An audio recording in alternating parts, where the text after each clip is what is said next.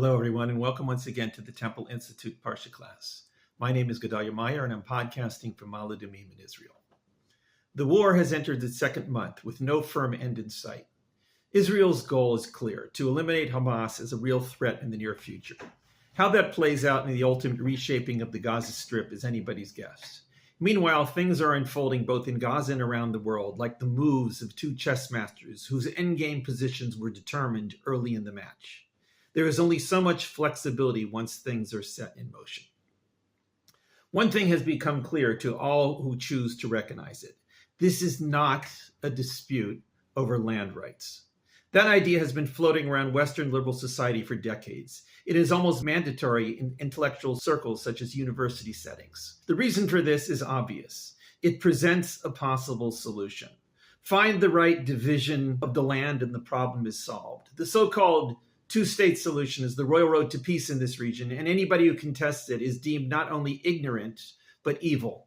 The only problem with it is that the Palestinians and their backers have never accepted it in any shape or form.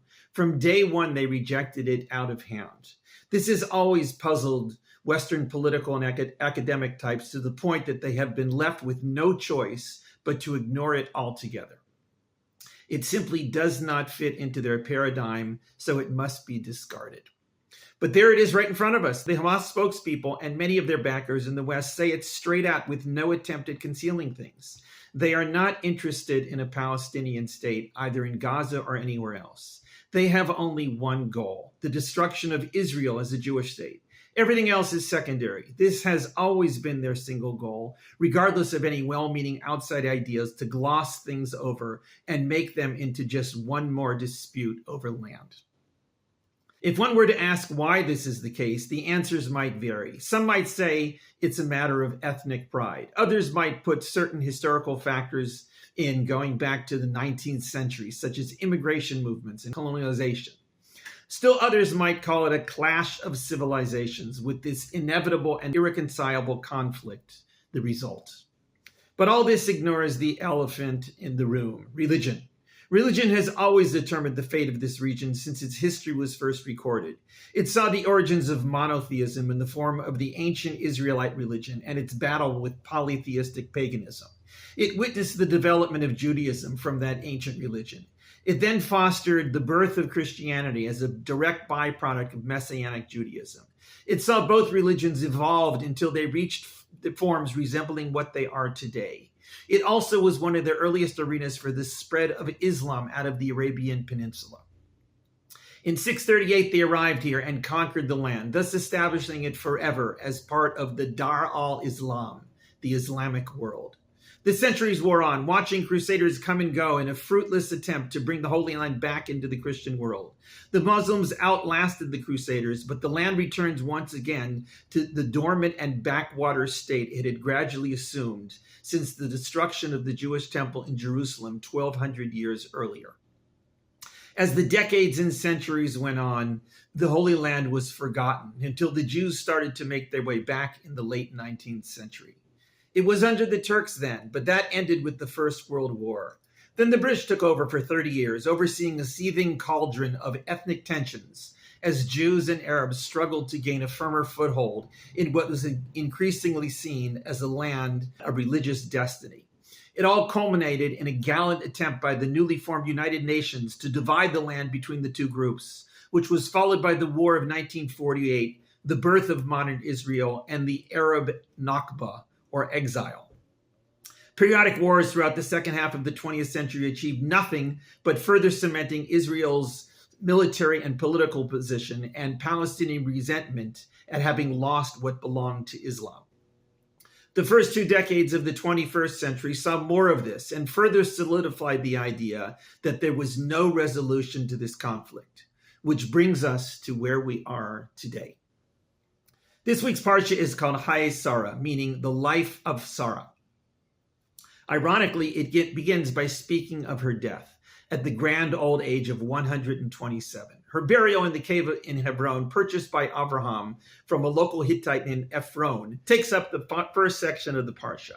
This became known as the Cave of the Patriarchs and remains to this day one of the most sacred sites in Israel to both Jews and Muslims. Following this is the sequence of events that takes up the bulk of the Parsha, the mission and journey of Eliezer, the servant of Abraham, back to Mesopotamia to find a wife for Abraham's son, Isaac. Abraham tells his servant that he must find a wife for Isaac from his family who still live there. The girl must be brought back to where Isaac lives and not the other way around. If no suitable candidate can be found there, Isaac would not be allowed to marry into any of the families of the local Canaanites. There were a lot of deal breakers in this mission, and Eliezer was highly limited in what he could do.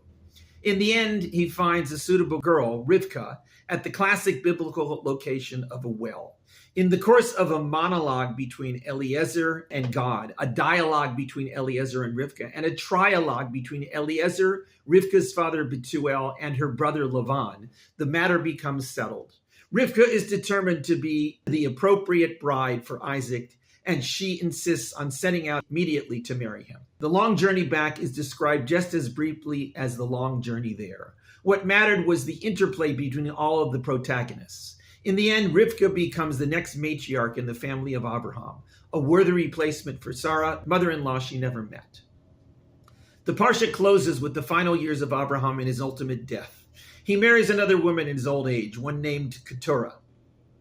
He even has several sons through her, but he gives everything he has to Isaac.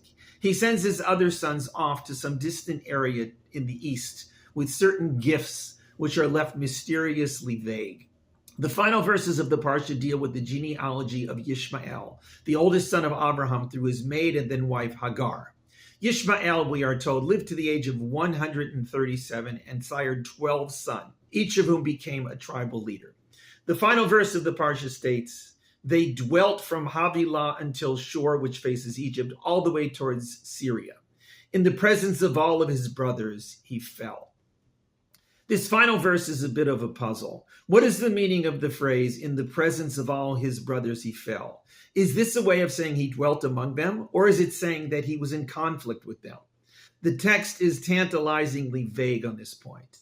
This was the biblical origins of the Ishmaelites, who became associated with the entire Arab nation and then to some degree with the Muslims. In other words, this was a foundational event in human history, and certainly a watershed moment in the history of the Middle East. Whether the Arabs who emerged out of the Arabian Peninsula are truly descended from Ishmael, whose descendants settled between Egypt and Syria, is anybody's guess. But that is certainly the way the religious traditions of both the Jews and the Muslims have taken things. There is a fascinating section of the foundational work of Jewish mysticism, the Zohar, which deals with the intertwining of the fate of the Holy Land with that of the descendants of Ishmael. This passage states that some sort of guardian angel of Ishmael came before God with the complaint that Ishmael had never been adequately compensated for his acceptance of the Abrahamic practice of circumcision, which was performed on Ishmael at the age of 13.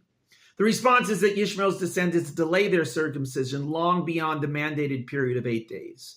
But the complaint is still there. Ishmael was never rewarded for his participation in this practice, delayed or not.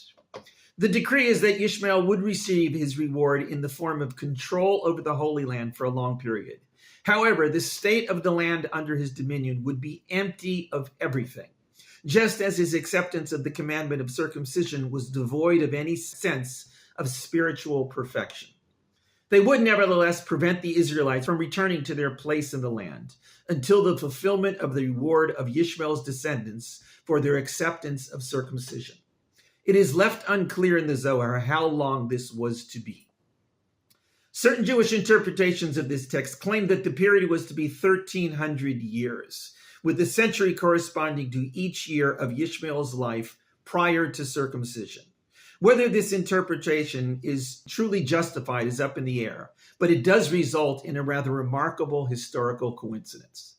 The period of Islamic dominance in the Holy Land, with small gaps, was from about 638 to 1948, a period of about 1,300 years. This uncanny number seems to emerge right out of those cryptic words in the Zohar, if one is willing to read it there. How this could be in a book recorded in the 13th century is a bit of a mystery. But then again, everything about the Zohar is a bit of a mystery. One thing that comes from all this is that the Zohar saw the Muslim domination of this land strictly as a matter of religious practice and belief. This was all due to Ishmael's acceptance of circumcision, the foundational ritual of Judaism.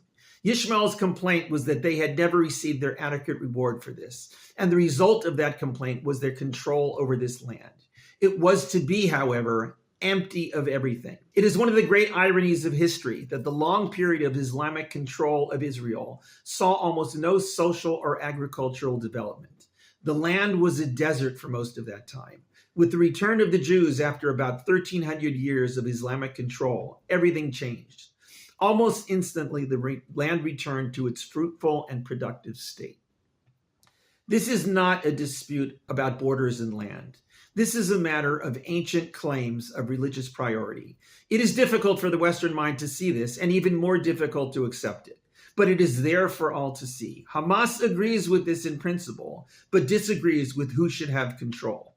Perhaps it is best if a religious matter be settled by religious means. Perhaps this is what is going on as we speak. Shabbat Shalom.